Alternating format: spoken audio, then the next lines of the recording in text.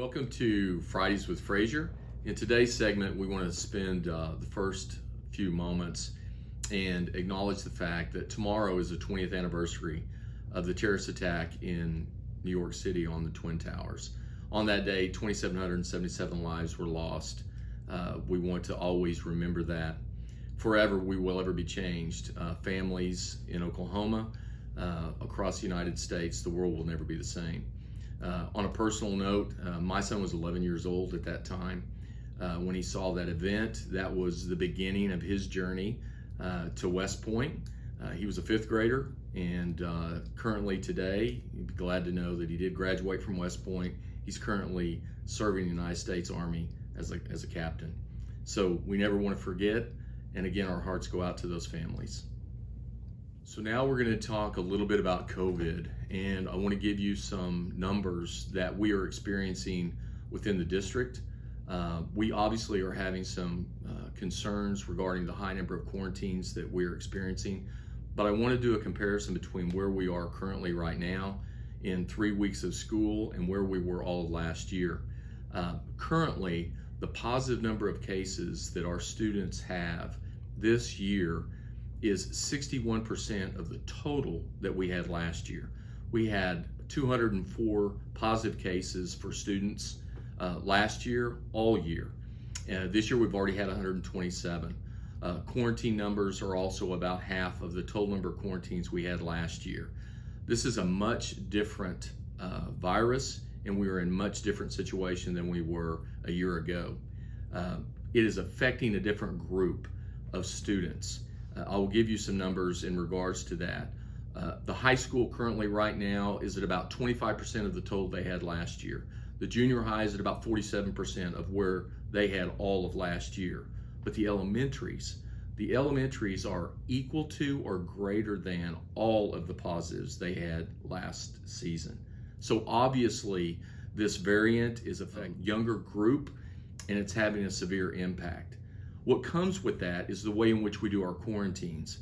At the secondary level, we contact trace and we pay close attention to proximity, 6 feet, 15 minutes. It's easy to do for secondary students. At the elementary levels, it is much different because they are in the same group all day long. And because they're small and because they have carpet time, it is extremely difficult to contact trace them. Last year, the way in which we contact traced the elementary schools, if we had a positive case, we would put the entire class out. We continue to do that same procedure and process. That is in compliance with the State Department of Health and the CDC. However, because we're having so much more positive cases at the elementary, our quarantine numbers are so much higher. So we've asked our administration, our teachers, is there anything that we can do that we can change possibly procedurally so that we can possibly isolate or subgroup our smaller children? So that's going to change some of the procedures of grades 1 through 5.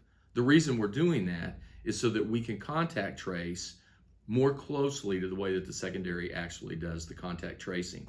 And by doing so, we can reduce the number of quarantines. With all that being said, then the question is, so what's next? One thing that we do know is that while our isolation positive cases are being held in check at a fairly low level in comparison to other districts across the state, we do know that our quarantines are extremely high. We have to have our students in school. You want the students in school. We want the students in school. So where does that leave us? Procedurally, we're going to have to look at, again, a more efficient way to possibly become effective in our contact tracing so that we can reduce the number of quarantines. So the first thing that we're going to do is we immediately are going to implement at the elementary levels a change in process and procedure for those lower grades as previously mentioned. We will continue to monitor that. Again, by changing one of the things that we do, we are also going to watch the positive cases. We don't want any unintended consequences. We don't want to reduce the number of quarantines, thereby increasing the number of positive cases. So we will monitor that very closely. The second thing that we're going to do, and at least discuss, is we're going to talk about a mask requirement. Last week, a federal judge signed an injunction didn't sign the injunction. They filed the injunction. It was signed this week. That went into effect Wednesday.